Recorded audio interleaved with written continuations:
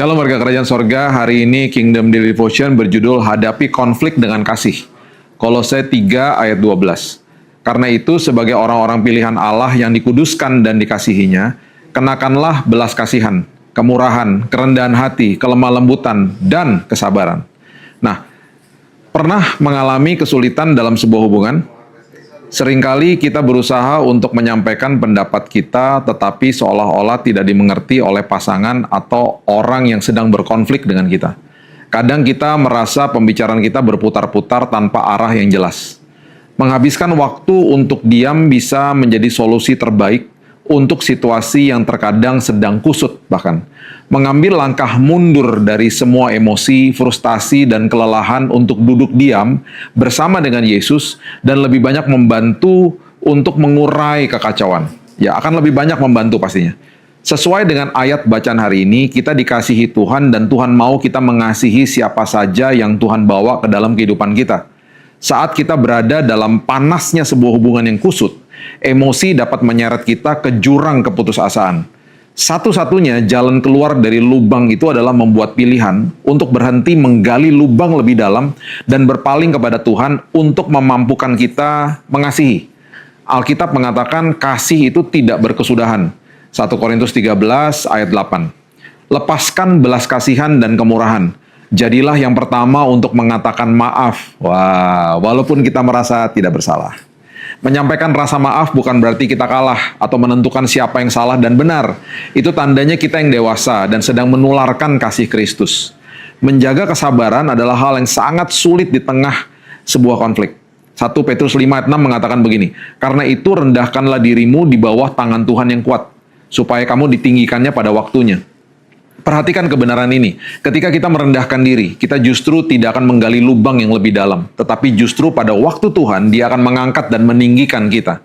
Dia akan membawa kita keluar dari masalah kita tanpa kita harus membela diri kita sendiri, karena Dialah yang akan menjadi pembela kita. Dialah yang akan beracara dalam masalah kita. Curahkan kecemasan kita kepada Tuhan. Jangan pernah mencoba untuk mengubah orang lain. Perhatikan itu, jangan pernah mencoba untuk mengubahkan orang lain. Karena memang kita nggak bisa. Serahkan kepada Tuhan, biarlah Roh Kudus yang berbicara kepada orang yang mempunyai konflik dengan kita. 1 Petrus 5 ayat 7 mengatakan, serahkan segala kekhawatiranmu kepada Tuhan, sebab Ia yang akan memelihara kita. Ingatlah bahwa musuh kita bukan pasangan kita, atau orang yang berkonflik dengan kita. Musuh kita adalah si iblis yang selalu mengganggu pikiran kita. Berdoalah untuk orang tersebut dan juga untuk diri kita, lepaskan pengampunan. 1 Petrus 5 ayat 8-9 berkata, sadarlah dan berjaga-jagalah, lawanmu si iblis berjalan keliling, sama seperti singa yang mengaum-ngaum, dan mencari orang yang dapat ditelannya. Akhirnya, hadapi dengan kesabaran semua proses dan konflik di dalam hidup ini. Tuhan akan menggunakan konflik ini untuk kebaikan, tidak peduli bagaimana nanti akhirnya. Ketika kita berserah kepada Tuhan dan tidak mengikuti emosi dan kesombongan kita, maka kita akan lebih mudah untuk akhirnya mencapai sebuah kemerdekaan di dalam hati kita.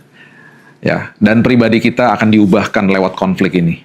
Terkadang hubungan tumbuh lebih kuat melalui konflik, atau bisa hubungan itu juga berakhir akhirnya. Apapun itu, jangan menyimpan kepahitan. Ambillah pelajaran dari proses itu.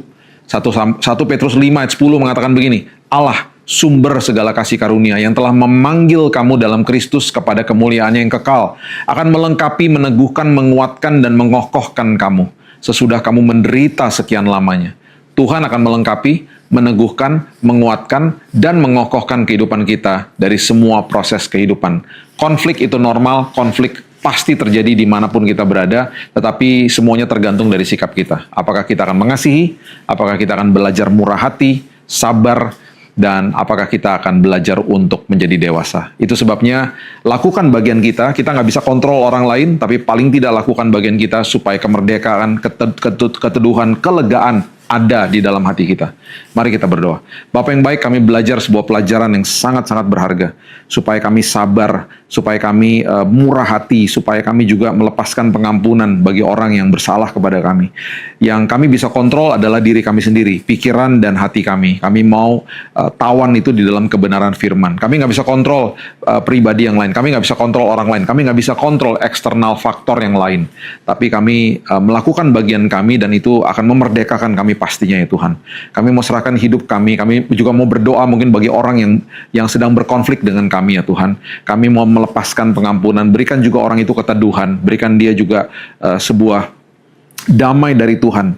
Dan kami percaya apapun yang terjadi Tuhan, kami akan melakukan bagian kami.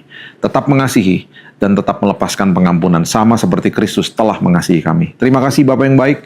Kami akan buka dan mulai hari yang baru hanya di dalam nama Tuhan Yesus. Kita sama-sama katakan, amin. Have a blessed day. Tuhan Yesus memberkati. Sampai hari esok.